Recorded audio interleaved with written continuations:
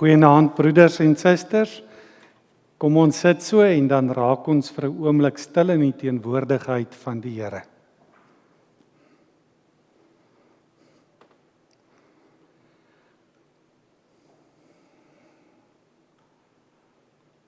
Ons hulp is in die naam van die Here, hy wat die hemel en die aarde geskape het en wat getrou bly tot in ewigheid. Geliefde gemeente, genade, barmhartigheid en vrede word u ryklik geskenk van God ons Vader in ons Here Jesus Christus deur die kragtige werking van die Heilige Gees. Amen. Kom ons staan en ons loof die Here deur saam te sing Psalm 21. Ons sing daarvan vers 9 saam, waarna ons in gebed sal verenig.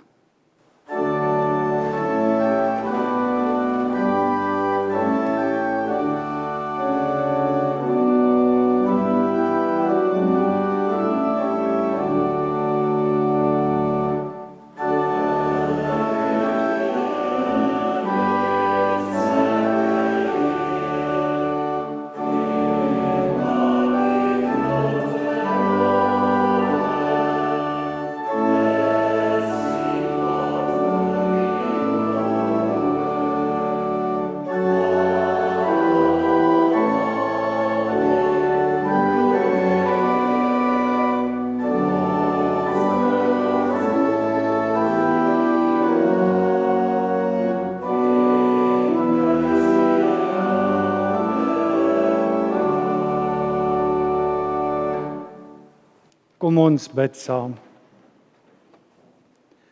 Ons Vader in die hemel, ons dankie dat ons ook vanaand getuies kan wees van u mag, getuies kan wees van u wat alles deur u woord tot stand gebring het en alles deur u woord ook in stand hou. Wat deur u woord alles wat bestaan ook regeer. Dankie dat ons u woord ook mag ken. Nie net die woorde wat in die Bybel opgeteken is nie, maar ook in besonder die woord wat vlees geword het. Ons Here Jesus Christus. Dankie dat ons elkeen ook deel kan wees van sy liggaam hier op aarde. Daarom is dit ook ons gebed dat ons vanaand gelei deur u Gees ook sy woord sal hoor en dat ons lewens ook daarvolgens sal inrig. Ons vra dit want ons erken dat ons sondaar mense is wat sonder u genade tot niks goeds in staat is nie. Maar wat deur u genade ook nuwe mense geword het met 'n nuwe lewe wat die goeie werke moet doen waarvoor u ons bestem het. Daarom dank ons u dat ons ook ons werk in die gemeente en in die gemeenskap en in ons land kan doen wetende dat ons doen dit onder die seënende hande van ons Here Jesus Christus. En daarom bring ons ook hierdie gebed na u toe in sy naam alleen. Amen. Vandaan dan broeders en susters in aansluiting by verlede Sondag aan die tweede gedeelte van Efesiërs hoofstuk 4, die bekende gedeelte wat handel oor die kerk, die eenheid van die kerk. Nou dis belangrik, in verse 1 tot 6 het ons verlede week stil gestaan en vanaand dan kom ons by vers 7 waar daar staan aan elkeen van ons, beteken almal van ons wat deel is van die kerk, is 'n genadegawe gegee volgens die mate waarin Christus die gawes uitgedeel het. Daarom sê die skrif, toe hy na die hoogte opgevaar het hy kruisgevangenes saamgeneem en gawes aan die mense gegee. Hierdie uitdrukking, hy het opgevaar, veronderstel tog dat hy eers neergedaal het na wat laer is, naamlik na die aarde toe. Die een wat neergedaal het, is ook die een wat opgevaar het bo alle hemelruimtes uit om alles met sy teenwoordigheid te vul. En dit is die gawes wat hy gegee het. Apostels, profete, evangeliste en herders en leraars.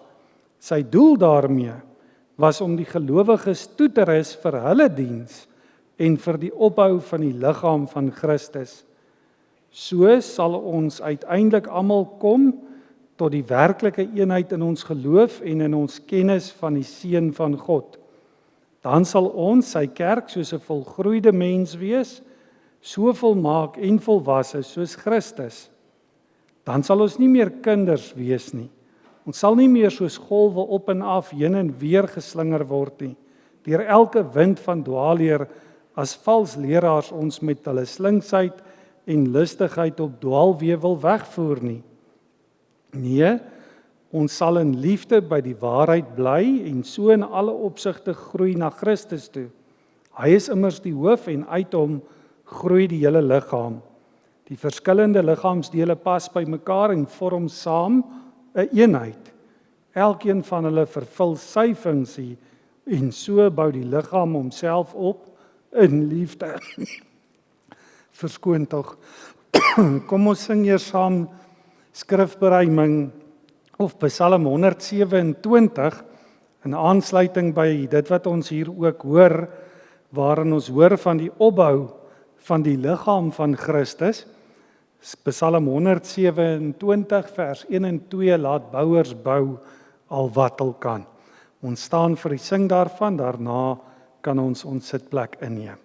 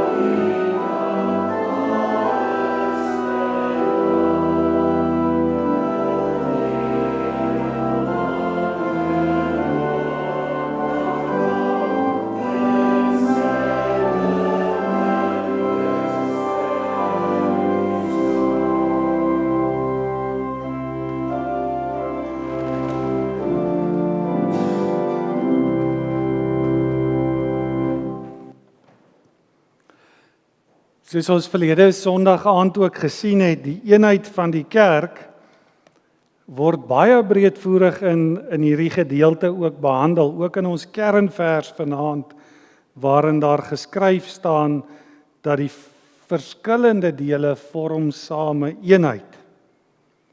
Maar so het ons dit verlede Sondag ook gesien, een wees is eintlik die refrein wat dwars deur Efesiërs 4 weer klink, en ook in die res van die brief sal 'n mens dit hoor. Nou hoekom sê ek dit? Want dit is belangrik om hierdie waarheid raak te sien voordat jy probeer om vanaand se teksgedeelte te verstaan. Want vanaand kyk ons na die doel van die eenheid van die kerk. Efesiërs 4 vers 7 tot 16. Die eenheid van die kerk, broers en susters, is vir ons almal tekenend van in die eerste plek 'n gesonde Christen, in die tweede plek 'n gesonde gemeente, en belangrik ook in die konteks vanaand 'n gesonde liggaam. Want onthou dit, almal wat vrygemaak is van die sonde, almal wat in Christus glo, is onderling in mekaar verweef, is onderling as gelowiges aan mekaar verbind. En elke gelowige, moet ons besef, het ook 'n werk binne die gemeente. En dis hoekom Paulus die pragtige en kragtige beeld gebruik om vir ons te sê ons is die liggaam van Christus. Ons is die liggaam van Christus. Christus die hoof en elke gemeentelid deel van sy liggaam. Dan moet ons altyd onthou, die hoof van die liggaam, Christus, gee die stiekrag, die groeikrag, die lewe aan die liggaam. Hy oefen gesag uit oor die hele liggaam. Maar belangrik, so wys Paulus dit vir ons nie net oor die kerk nie. Dit is belangrik om dit te onthou. Hy gesag uit oor alle dinge. Aan hom is alle mag in die hemel en op die aarde gegee. En hy oefen daai mag uit, daai gesag uit, ter wille van sy liggaam. Want broers en susters, Christus se hoofskap nie net oor die kerk nie, maar oor die skepping, is bevestig deur sy hemelvaart. Jesus is nou verheerlik en so ryklik geseënd met gesag oor alle dinge, dat hy in staat is, sê Paulus, om gawes te kan gee. Gawes te kan gee tot die opbouing van sy liggaam, die opbou van ook ons gemeentes. Die probleem is egter, dat ons as mense baie maklik begin dink, dat die gawes wat ons het, is 'n produk van ons eie denkvermoëns, of ons eie vermoëns, of van wie ons is. En om die gawes van Jesus Christus aan ons op die regte wyse te gebruik, is dit die eerste ding wat 'n mens moet doen, is jy moet nederig bly daaroor. En jy moet 'n paar goeders onthou in jou lewe. Die eerste ding is 'n gawe, is iets wat vir jou gegee is. Dis nie iets wat jy verdien het nie. Dis nie 'n produk van jou eie skranderheid of jou eie vermoë nie. Dis iets wat jy ontvang het. Die tweede ding wat jy moet onthou is, my gawe maak my nie beter as ander mense nie. En baie belangrik ook, die gawes wat Christus gee hy nie ter wille van myself nie, maar sodat ek my plek binne die gemeente kan volstaan tot die eer van God. Ek weet ons belydenisformulier sê dit so mooi, dat ek dit tot nut en saligheid van my medegelowiges kan aanwend tot die eer van God. Maar dis juist dan ook waar die, kom ons noem dit die troos van die gedeelte lê.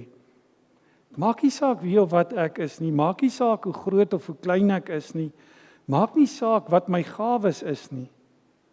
Alles wat ek het, kom van Jesus Christus af. En daarom gebruik ek dit soos hy van my verwag. Maar meer nog, daarom weet ek, dat die gewer van my gawes, my ook nie in die steek gaan laat nie. Jesus Christus my nooit aan my eie lot gaan oorlaat nie. Want toe hy opgevaar het, het hy na die hemel opgevaar. En hy het nie met leë hande opgevaar nie, hy het met seënende hande opgevaar. En tot vandag toe een van die belangrikste momente aan die begin en einde van elke erediens, daai versekering van die seënende hande van God wat op ons rus, die seënende hande van Christus wat by elkeen van ons is. En in daardie wete kan ek my gawes aanwend. En die mooi daarvan is ek kan dit aanwend met die wete dat die een wat al die mag in die hemel en op die aarde het, Jesus Christus ons hoof is die een wat ons seën. Seën met die gawes wat ons het. Seën dat ons dit kan aanwend tot voordeel van sy kerk, tot uitbreiding van die koninkryk. En die wonderlikste van dit alles is, dat hy het vir elke een van ons 'n doel binne in sy kerk. Ons elkeen het, kom ons sê dit maar so, 'n eie funksie binne die liggaam van Christus. Elke mens wat 'n gelowige is, elkeen wat 'n lidmaat van Christus is, 'n ledemaat van Christus is, het 'n funksie in die kerk. En dis nogal interessant, wat my funksie is, Paulus noem in vers 11, 'n klomp goed, apostels, profete, evangeliste, herders en leraars. Vandag praat ons ook van ouderlinge, diakens, dominees. Maar weet jy broers en susters, die belangrike is dat ons eerder sy doel met die besondere ampte sal raak sien. En sy doel daarmee was om die gelowiges toe te rus vir hulle diens, vir die opbou van die liggaam van Christus. Ons word vandag baie gepraat oor die ampte en wie in die ampte moet wees, wie nie in die ampte moet wees nie.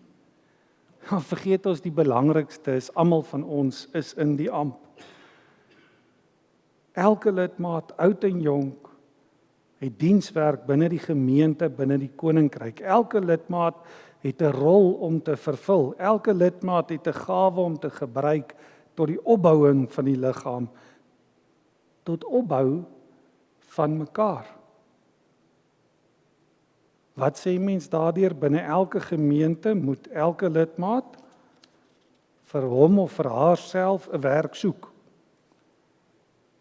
en sy werk of haar werk doen. Want sê Paulus, so word die eenheid onder mekaar versterk.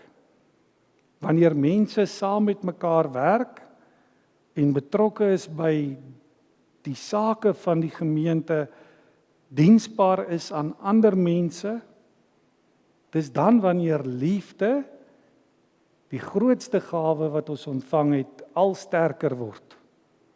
Wanneer liefde groei en wanneer die eenheid onder mekaar groei. So wat sê dit vir 'n mens? Die kerk is nie 'n plek waar ons kom om bedien te word nie. Dit is ongelukkig so dat baie mense dit dink.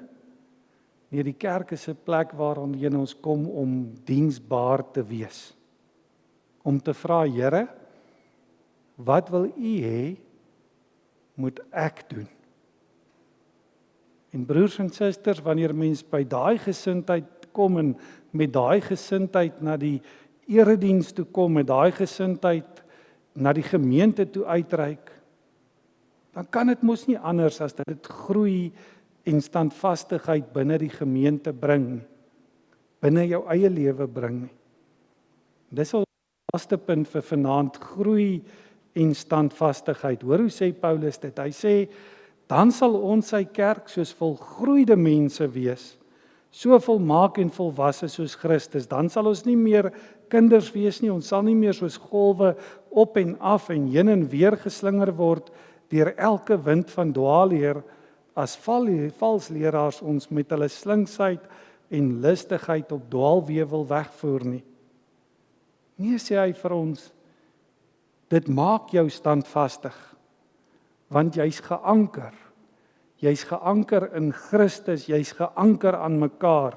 Daar's iemand wat jou vashou. Daar's niks in die wêreld wat jou groter sekuriteit en vastigheid kan gee, broers en susters, aan diensbaarheid aan Christus nie.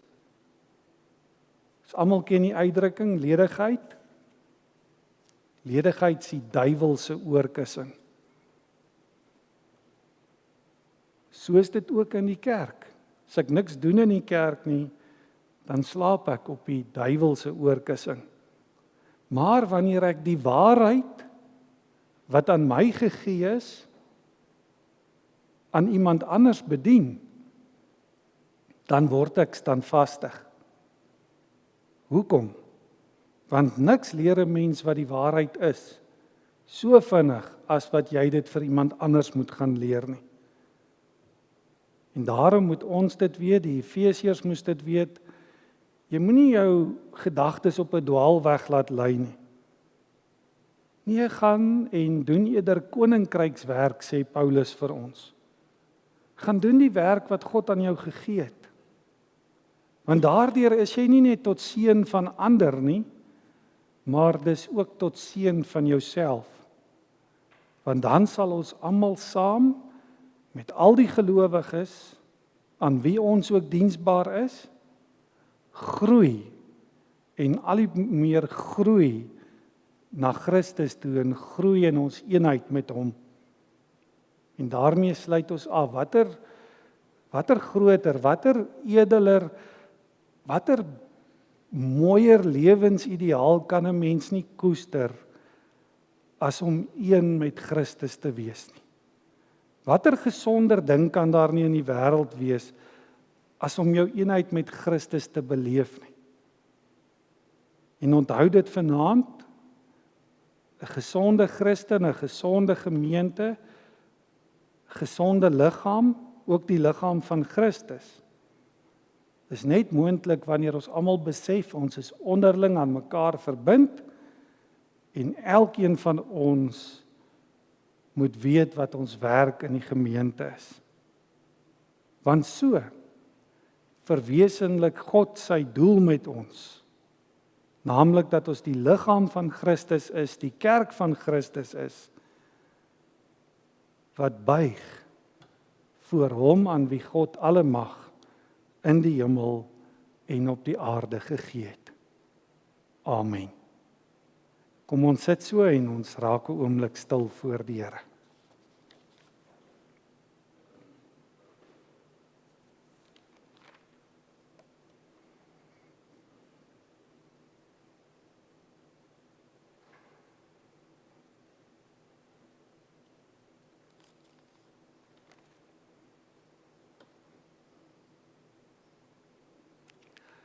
In Efesiërs 3 vind ons die gebed van Paulus vir die Efesiërs, maar ook die gebed van Paulus vir die kerk. Daarom sing ons ook daardie gebed vanaand saam as 'n gebed vir mekaar, maar ook vir ons gemeentes en belangrik ook vir die kerk oor die wêreld heen versprei. Kom ons staan en ons sing skrifberuiming 15:1 vers 1 tot 4. Dis die beruiming van Efesiërs 3 vers 14 tot 21.